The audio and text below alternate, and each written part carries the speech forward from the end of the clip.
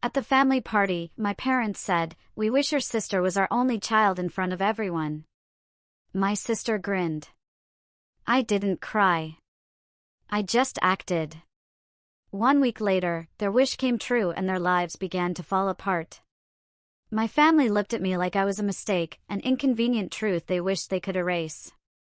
But the moment my dad said it out loud, everything shattered, and I knew nothing would ever be the same.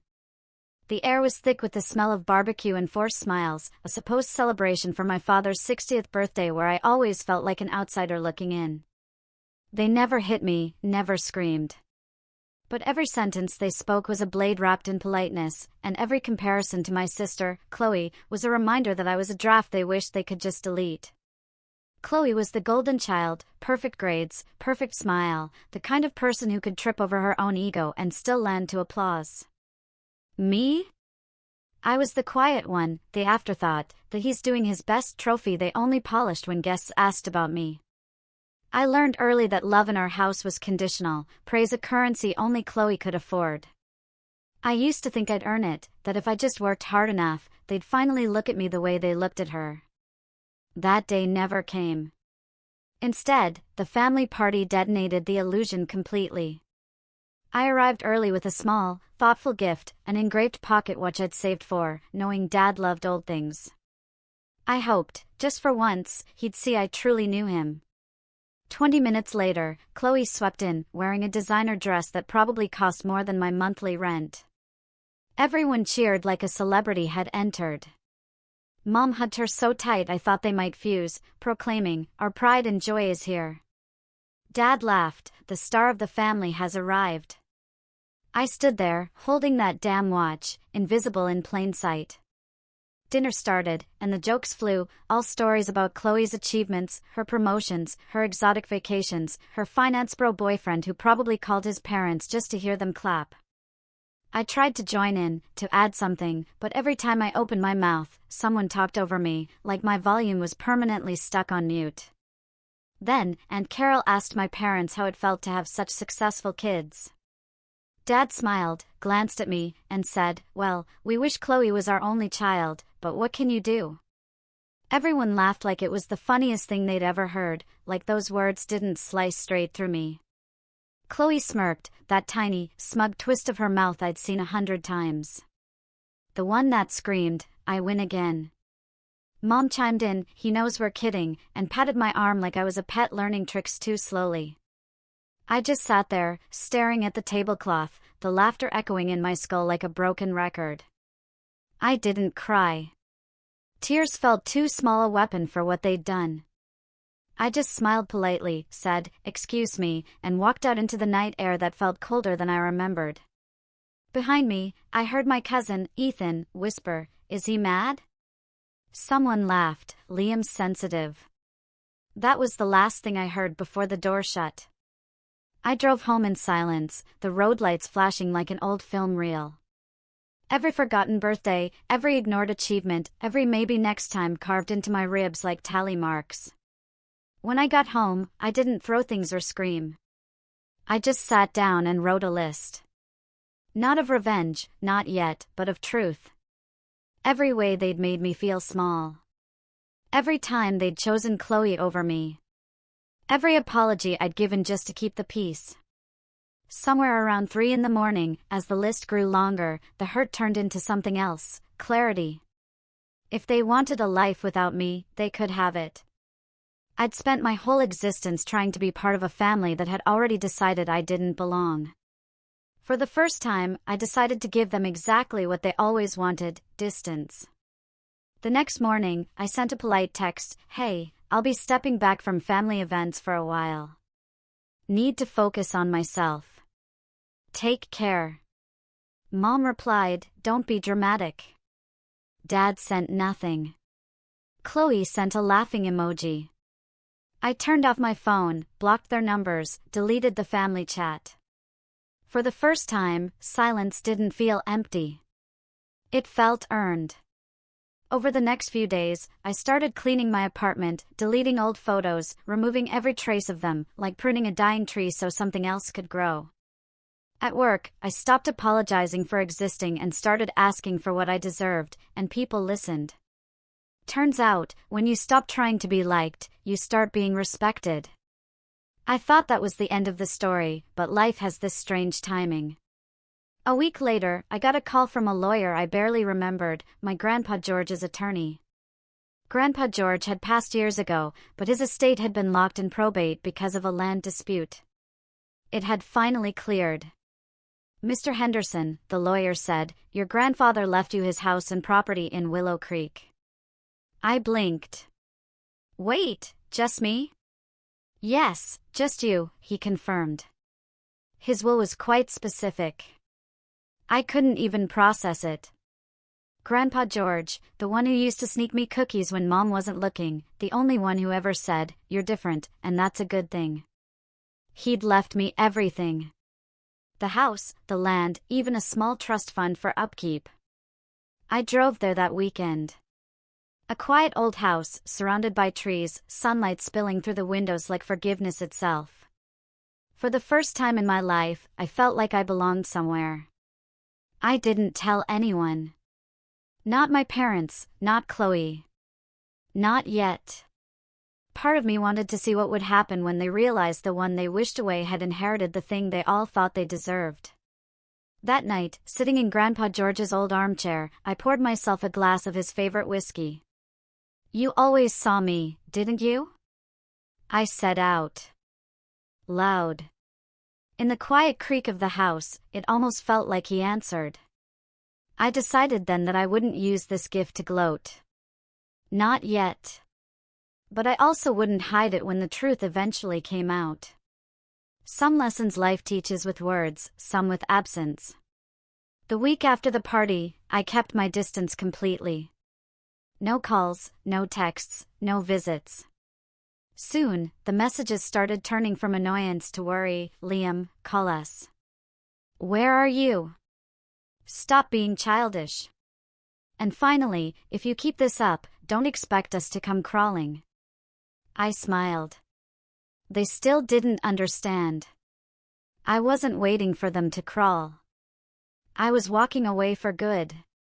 I spent my days fixing up the house, repainting walls, restoring furniture.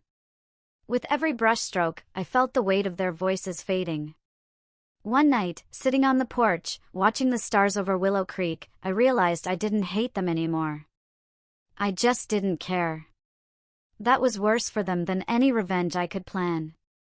Soon, they'd realize what they'd lost, not a son to mock, but the only person who ever loved them enough to stay despite the pain.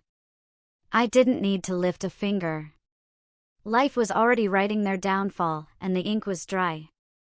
The silence lasted longer than I expected, and honestly, it was beautiful. No constant criticism, no backhanded compliments, no reminders that I was the family's disappointment. Just quiet mornings in my grandfather's house, birds outside the window, the sound of wood floors creaking like they were stretching after a long sleep. I painted the walls, fixed the old record player, even started cooking again. Every time I breathed in that old cedar air, it felt like the place itself was healing me. A few weeks passed before the first ripple reached me. A voicemail from Aunt Carol, her voice sharp with gossip. "Liam, did you know your dad lost his job at the firm?" I just stared at the phone, not happy, but certainly not surprised. Dad had always been proud, arrogant, convinced he could walk on water and everyone else should thank him for the puddles. Turns out, his company discovered he'd been falsifying expense reports, a quiet scandal that cost him not just his job, but his reputation. I didn't say a word, didn't call, didn't laugh. I just poured myself coffee and went back to sanding the porch railing, because life was finally balancing itself without my help. A few days later, another message came, this time from my cousin Ethan. "Bro, Chloe's engagement is off." I almost dropped my mug. Apparently, her fiancé found out she'd been lying about money, claiming she had a trust fund coming from Grandpa George's estate. She didn't, of course, because Grandpa George left everything to me, but she'd been bragging about it for months. When her boyfriend realized she'd built a castle out of smoke, he walked out mid-dinner, leaving her crying in front of a restaurant full of people. I sat there on the porch, listening to the crickets, thinking about the night of that family party, how she'd smirked when they wished I didn't exist. For the first time, I truly understood something Grandpa George once told me: karma doesn't need your help, just your patience. Within a week, Mom called. First time in months. Her voice was shaky, but still wrapped in that familiar authority. "Liam, we need to talk." "About what?" I asked. "Don't be like this," she said. "It's family." "You made it clear family was optional," I replied. She sighed. "We didn't mean it. You know how your father jokes." "I know exactly how he jokes," I said. "That's why I left." There was a long pause before she whispered, "We're in trouble. Your father lost his job. Your sister's engagement fell apart. We might lose the house." I said, "I hope things work out." She snapped, "Liam, this isn't funny." "It's not supposed to be, Mom," I told her. "It's life catching up." She started crying then. "Please, we need your help." I closed my eyes. "You said you wished I didn't exist," I said. "So start living like it." And I hung up. My hands were shaking, not from guilt, but from release. Years of being the scapegoat burned off like fog in sunlight. Over the next few days, messages poured in from relatives, from Chloe, from everyone who once ignored me. "Liam, can we talk? Please answer. We didn't mean it." I stayed silent. They'd built their lives around a fantasy where I was expendable. Now, reality was collecting its debt. I focused on the house, on building something truly mine. Grandpa George had left old journals, and reading them felt like finding pieces of myself in someone else's handwriting. He'd even written about me. Pages saying things like, "Liam sees the world differently." But that's not a flaw. That's the gift this family never understood. I cried then, quietly, the kind of tears that don't ask for pity, only peace. Around that time, I got another call from Mr. Henderson. "Mr. Cole," he corrected, "the transfer of assets is complete." "All of them?" I asked. "Yes," he said, "including the financial accounts tied to the property. You're now the legal owner of everything." I thanked him and sat there, staring at the old oak trees outside, realizing I wasn't just surviving anymore. I was free. Meanwhile, word spread fast. Relatives started calling, pretending to check in, but really fishing for information. "We heard you inherited something from your grandfather," they'd say. "Just memories," I'd reply. They'd laugh nervously, because rumors were already doing the rest. Within a month, my parents' situation got worse. Dad's debts surfaced. Mom's credit cards maxed out. Chloe moved back home after losing her apartment. Every photo they posted online looked a little dimmer, smiles stretched thin like old elastic. I didn't need revenge. I just watched life do what it does best, equalize. One afternoon, I drove to the edge of town and stood outside their house. Not to gloat, but to see if I felt anything. I didn't. The curtains were drawn, the yard overgrown, the mailbox stuffed with unpaid bills. For a second, I thought about knocking, maybe saying something. But then I remembered every time I'd stood outside that same house as a kid, waiting to be let in emotionally, and I realized I'd already done enough waiting for a lifetime. I turned around and drove home to Willow Creek, where the air smelled like rain and redemption. That night, sitting by the fireplace Grandpa George built himself, I raised a glass and said, "You were right again, old man." He told me once that people who wish you gone never expect to be left behind. Maybe that's the real revenge, not destruction, not cruelty, just absence. So loud it echoes in their own guilt. The next morning, I found an envelope slipped under my door.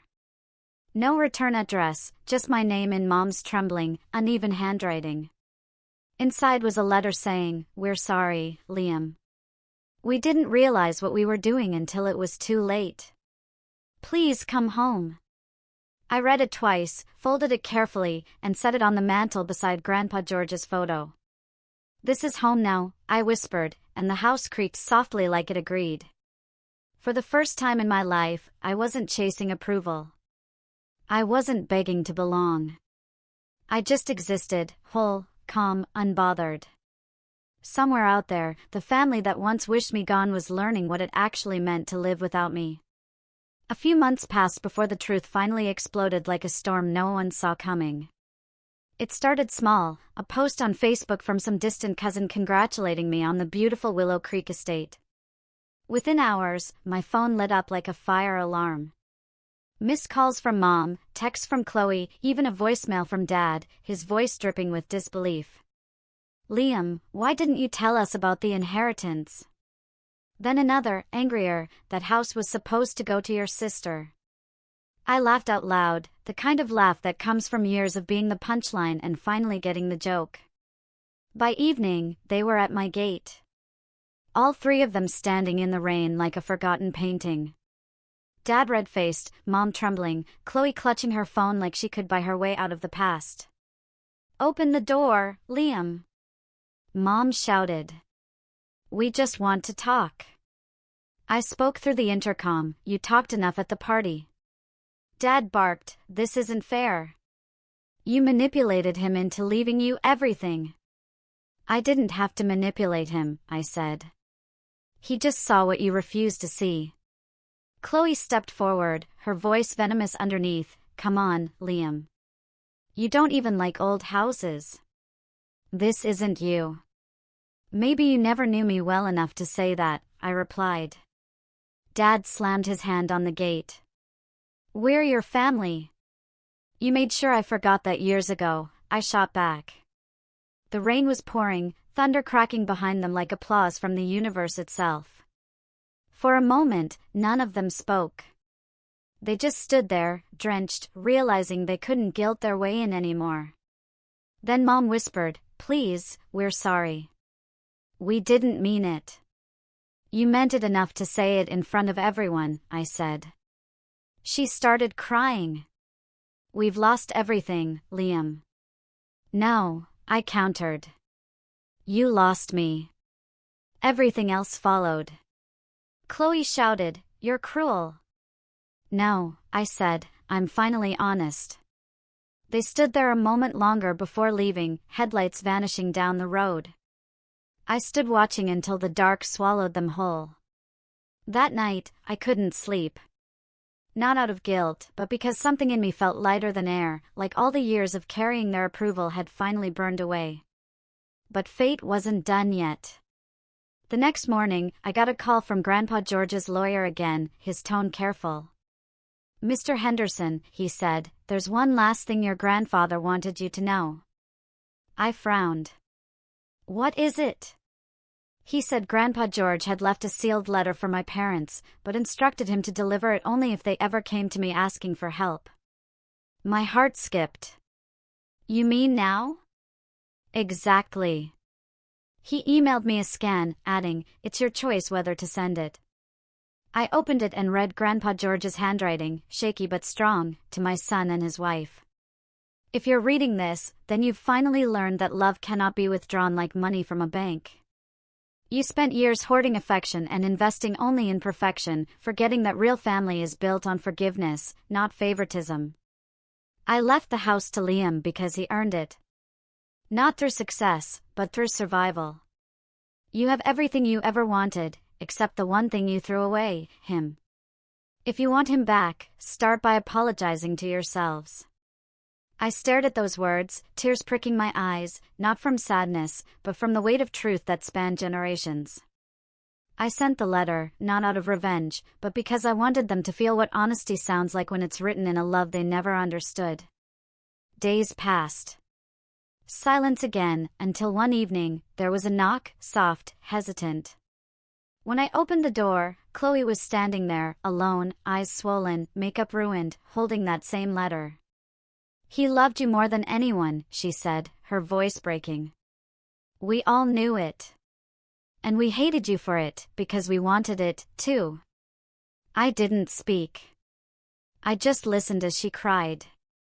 Dad's sick. Mom can't sleep. The house is gone. And all we do is talk about you. I said, now you know what it feels like to be the one they talk about, but never talk to. She whispered, please, can we start over? You remember that day at the party when you smirked? I asked. She nodded. Yes. That was the moment I stopped needing a family, I said. So, no, we can't start over. But maybe we can stop pretending. She looked like she wanted to say more, but just nodded and left, the sound of gravel crunching under her shoes fading into the rain. I closed the door, leaned against it, and realized I didn't hate her anymore, because hate is just love that stayed too long in pain. A week later, I got a letter from my parents, short and shaky, "We're sorry. You were always enough. We hope you find peace, even if it's not with us." I folded it, put it beside Grandpa George's photo, and said, I already did. Months rolled by. Word around town spread. My parents moved away. Chloe found work in another city, and I stayed in Willow Creek, renovating the house, building something real from the wreckage of false love. People sometimes ask if I ever forgave them. And the truth is, yes. But forgiveness isn't an open door. It's just the act of dropping the key and walking away. Then came the twist no one saw coming. A year later, I got another letter from the lawyer, final update to the estate. It said, your grandfather had one last condition. Upon your death, the property will transfer not to your family, but to a local orphan charity foundation under your name. I laughed, loud and free, because it was perfect. A legacy not of bitterness, but of breaking the cycle. I walked outside, the sun setting over the trees, and whispered, you did it, old man. Somehow, he'd written the ending before I ever lived it. My family got their wish, to live without me, and it destroyed them. Now they'd have to live with the knowledge that the son they cast aside turned his pain into something that would outlive them all. I locked the gate that night, not in anger, but in peace, knowing the house no longer carried the weight of our history. Only the proof that even the unwanted can become unforgettable. And if anyone ever asks me whether revenge feels good, I'll tell them this, it doesn't. Not really. But freedom does. And sometimes, they look the same when you finally stop bleeding. After everything, do you think I handled it the right way?